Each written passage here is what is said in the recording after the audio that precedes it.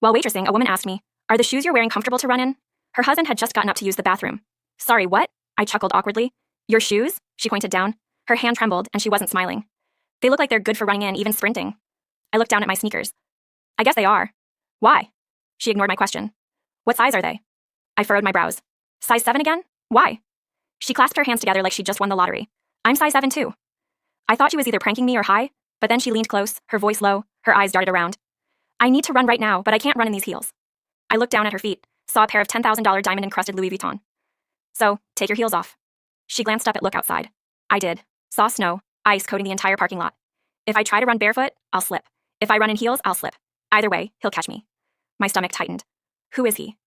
"My husband," I paused. "He told me in the car that he's going to kill me tonight," she continued. My blood went cold. I saw what he packed in the trunk. I glanced toward the bathroom hallway. "Call the police." She laughed, bitter. "Quiet. He is police. 15 years on the force. His buddies would arrest me before they'd help me." She squeezed my wrist. "Music. Please, I need your shoes." I looked toward the hallway again. "How long do we have?" "I think he's taking a dump, so maybe 3 minutes.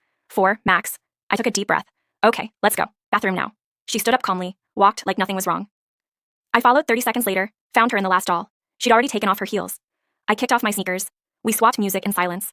I still had no idea whether she was telling the truth, but I couldn't let myself not help. Back door through the kitchen. I whispered. "Walk. Don't run.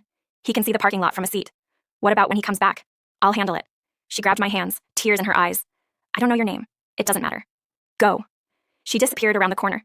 I exhaled, walked back to the floor, wobbling in her heels, waiting for her husband to come back. 1 minute, 2 minutes, 5 minutes, nothing.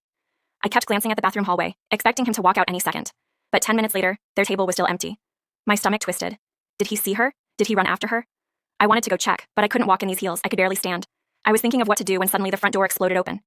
4 cops ran in, hands on holsters. The whole restaurant went silent. They scanned the room table to table. Then one of them pointed at me. "That's her." They rushed toward me. "Ma'am, put your hands where I can see them." I just stared at him. "What? Why?" "Hands now."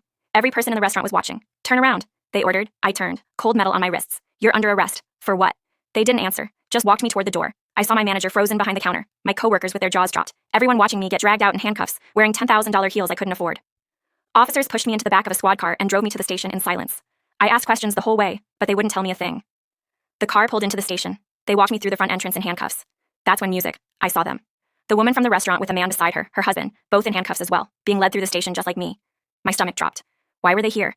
Had they arrested him and taken her too? Why was I involved? The officer led me to a small room and handcuffed me to a metal table. Then a detective walked in. He slid a photo of the heels across the table. "What do you know about these?"